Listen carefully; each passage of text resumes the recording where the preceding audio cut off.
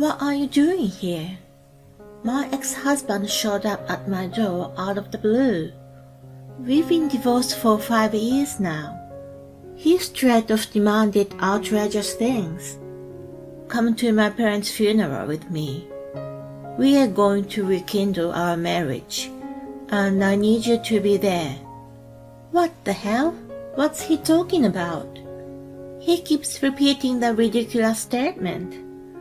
I gave him a dirty look and lashed out. You and I are strangers now.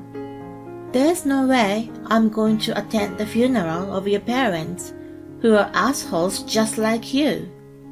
My name is Patty, and I am a 28-year-old office worker. After graduating from university, I was working hard at the company where I started my career and climbed up the ladder. My work seemed to suit me very well, and I felt more alive when I was working. But then something happened that changed my life. It was the encounter with Andy, who later became my husband. I met him through work. He worked for a client company and carried a calm and gentle air that enveloped his surroundings. I was the type to work briskly, so it was refreshing to see him work at his own pace without constraint.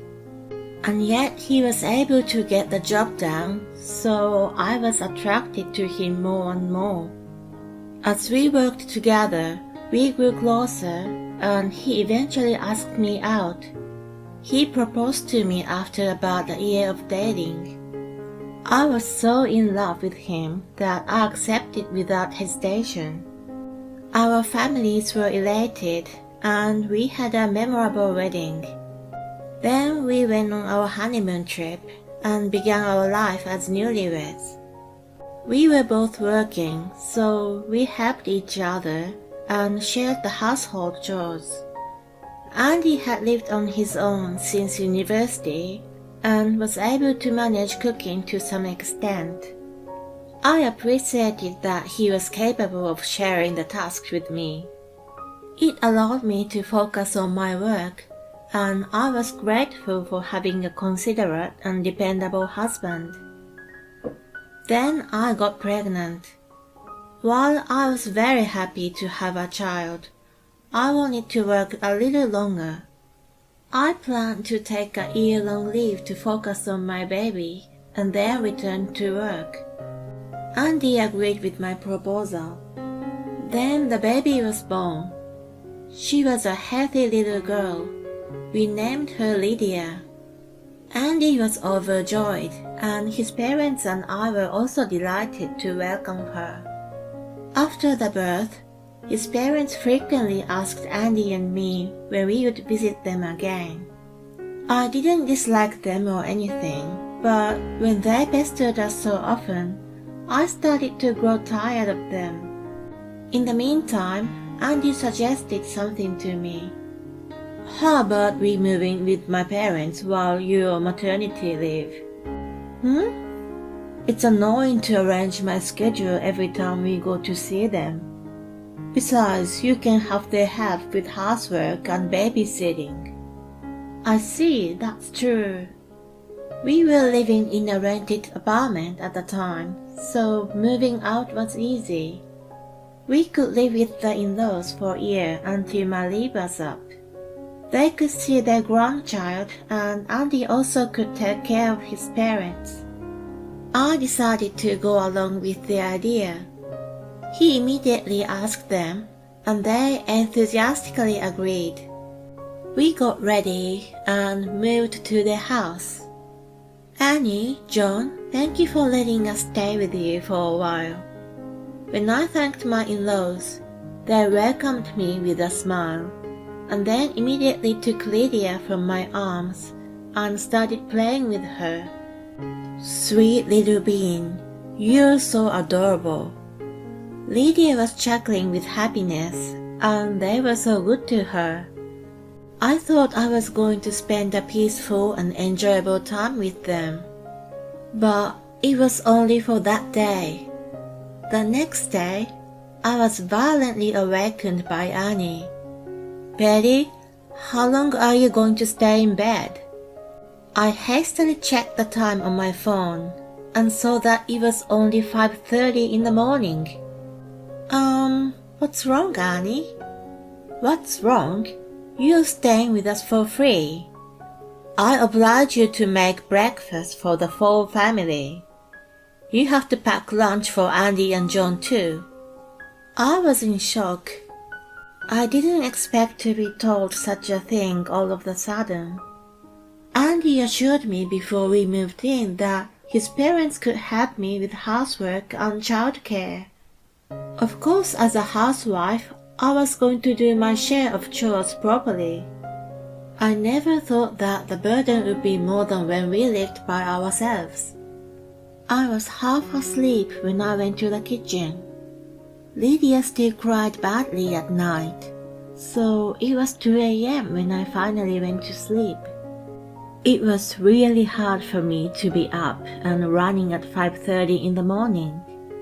I was moving very slowly. Annie wasn't concerned about my state and complained frantically. "Why are you so slow? You're taking too long. Move faster. Oh my God, you're clumsy. So annoying." I had never seen such a frightening expression in her face before, and what she was telling me was unreasonable. In fact, it was my first time cooking in her kitchen, and I had no idea where everything was. I didn't understand why I had to be scolded by her. Then, perhaps sensing that I wasn't happy, she yelled at me again. "What's that look on your face? You got a problem with me?" "No, it's not like that. It's just that I'm not familiar with this kitchen yet. Besides, Lydia cried a lot last night, and I had only 3 hours of sleep. I'd like you to consider that a little more." I tried to be as polite and down-to-earth as possible as I argued my case to her. She sneered and replied, "I can't imagine what's gonna be like for us from now on if you're like this from day one. You're such a crook, making up excuses like that and trying to slack. I guess a woman with a half-assed career has a half-assed silver tongue, but it doesn't work on me. You're the daughter-in-law of this family. You're going to obey everything we tell you. Keep that in mind." She ordered me to finish making breakfast and lunch boxes, and then she started watching TV as she lounged on the sofa with her coffee. Soon after, Andy and John got up and sat down at the dining table. Annie also joined them, and to my surprise, she started ranting to them about how useless and bad a cook I was in front of me. John commented, "That's not good. We have to educate her properly." I was disappointed in him for taking her words and for making such a statement. My in-laws welcomed me and were kind to me at first, which made me hope that he would be on my side.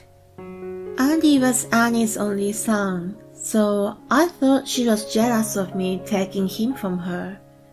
When John also started acting cold toward me, it became clear that my in-laws considered me an enemy. My daughter was still a newborn, and I was still in love with Andy, so I didn't think about divorcing him. Andy was on my side at that time, telling them Buddy was doing her chores well at home before. I thought if he protected me, I could get by. Besides, we were only living together for a limited time while I was on leave. If I just put up with them for a little while, there would be no problem. It turned out I was naive. Their bullying became even worse. "Patty, hurry up and go buy the snack I asked you for." "Hey, why haven't you cleaned the garden I asked you to?" "You're so useless." "You're incompetent." They were unreasonable and abusive at the same time. I looked to Andy for help. "Guys, don't be too hard on her." That was all he said, and went to lay on the sofa as if he had nothing to do with it anymore. I expected him to be sterner with them, but he avoided making eye contact with me.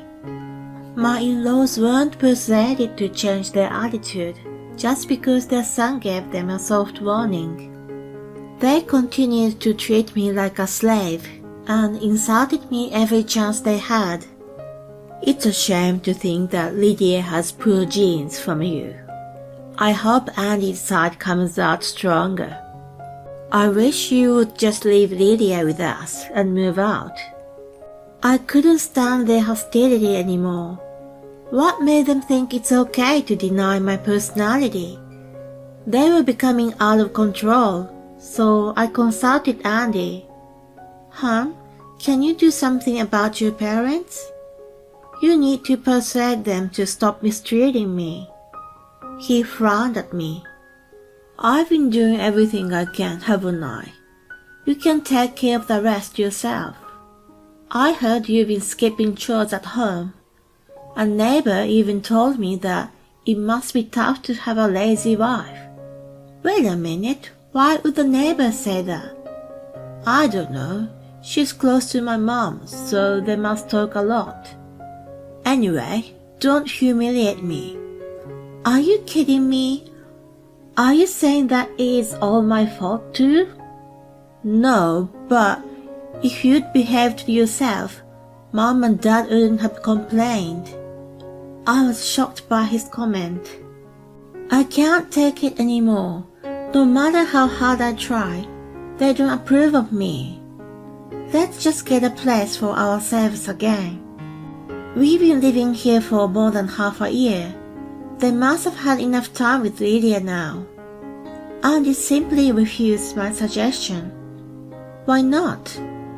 I told them we would stay with them for a year. If we leave now, I'm breaking my promise. I don't want to hurt them. "Jesus, so will you promise me that we'll move out after a few more months?" "Sure, I promise." I decided to endure it as best as I could for the remainder of my stay. I managed to get through 5 more months of hell, and the promised 1 year was up. I immediately told Andy we were going to move out. I had even been sneaking out to view many apartments for the day. Since we could move easily, I showed him the information I got from the realtor. He scratched his head and announced something insane. "You know, my parents are saying that we should just live here forever." "Excuse me?" "So let's just stay here and not move out." "Are you crazy? You promised me, didn't you?" "We would move out after 1 year." "I can't believe you would break your promise." When I accused him, he snapped back. "Shut up. I am your husband. You listen to what I tell you." I was stunned to see him suddenly turn red and yell at me. At the same time, my love for him instantly cooled down. "Fine, I get it. Then let's get a divorce." "What the hell? Divorce? Are you serious?" He shouted even louder. My in-laws heard him and rushed into our room. "What's going on here? You woke Lydia and she's crying now." "I heard you yelling. Don't tell me this thing is giving you trouble." Who was he referring to by this thing? Their behavior seriously pissed me off, and Andy was on their side. "Yeah, Dad. This thing wants to get out of here as soon as possible. It's been talking about getting a divorce." When Andy explained, they became furious at me. "You're a piece of work. You really are a lousy woman. Get a divorce, Andy. She asked for it, so just get rid of her and let us take custody of Lydia. We'll be a happy family then." Andy seemed to be convinced by her. That makes sense. I haven't done anything wrong. Even if I refuse to divorce her, she's forcing me to leave. That's fine. I'll give it to you. Let's hurry up and file for it," he triumphantly declared. I got ready and went out. Then I brought the divorce papers back home. "Oh, you're back. Who's that guy?" Andy and his parents were puzzled looking at the man in a suit standing next to me. He's my attorney I've been consulting with for some time. I thought that maybe things would turn bad, so I've been preparing for it. When they heard the word attorney, they flinched. "Why do you need him? Did you think I was gonna keep quiet and let you guys get away with it?" I recorded all the insults that came from Annie and John with a voice recorder and wrote about them on my blog as evidence. I also kept a record and proof that I consulted you about it. I took all this to my attorney, and he assured me that I had a valid case against you all. So I'm divorcing you and taking Lydia with me. I'm also going to charge you alimony and child support for all the emotional pain and suffering you have caused me. They all turned pale listening to my declaration. They never expected me to be prepared for this. Andy seemed to understand that he was being pushed to the edge of a cliff. "Wait, honey. All right, I'm sorry. Let's leave this house and live happily with only the three of us. I'll do as you say." He abruptly changed his attitude, but it was already too late. "You and your parents are the three of you now. You three lousy adults can live happily together. If I keep Lydia here any longer, she will be influenced by you guys. I refuse to be with in-laws who enjoy bullying and a son who encourages it. I want you to sign the divorce papers now." He was agitated by my firm stand, but when my attorney mentioned that it'll go to court if he refused, he reluctantly signed them. I was able to get custody of Lydia and get away from Andy and my in-laws at the same time. Andy was to pay alimony and child support, but my revenge did not end there. The evidence I collected was sent to nosy neighbors and Andy's boss. As a result, the unbelievable behaviors of my ex-in-laws spread throughout the community in no time. They were shunned by the neighbors, and Andy was scorned by his co-workers. He worked hard while feeling ashamed to pay alimony and child support. 5 years had quickly passed since the divorce. One day, an unexpected person showed up at my house. "What are you doing here?" It was Andy. I hadn't seen him once in 5 years, as he had refused to see his daughter. So why did he suddenly show up? He straight off demanded outrageous things. "Come to my parents' funeral with me. We are going to rekindle our marriage, and I need you to be there." What the hell? What in the world was he talking about? Why do I need to do that? If you do, that'll give me a little more grace period. I have no clue what you're talking about. He seemed quite impatient and started revealing what had happened since the divorce. His parents got used to making me do all the housework for a long time, and they became too lazy to do it themselves. They ended up hiring a housekeeper, but they are just an ordinary family. It was too expensive to sustain the lifestyle, and yet they could not give up. So they started borrowing money from a loan shark. Andy was shunned by female co-workers at work, and was in agony from being unable to meet women. He tried to make a move on the housekeeper and was reported and arrested. He got fired from his job afterward and had been unemployed for a long time. In the meantime, the debts kept mounting, and the entire family decided to flee in the night. John, who was driving in the middle of the night, accidentally turned the steering wheel on a mountain road, and the car slid and spun around. As a result, his parents died at the scene, and only he survived. He was left with a large amount of debt with additional medical bills. The debt collector found out where he was, and he was in a desperate situation. He told the debt collector that he would get back together with me, who was making good money, and he would make me pay them back at the funeral. Of course, it was none of my business, and I had no obligation to help him. Please help me out. I have nobody but you now. Let's be married again, love each other, and raise Lydia together. He begged me on his knees. I glared at the man who kept talking selfish nonsense. Enough! You and I are strangers now. There's no way I'm going to attend the funeral of your parents, who are assholes just like you.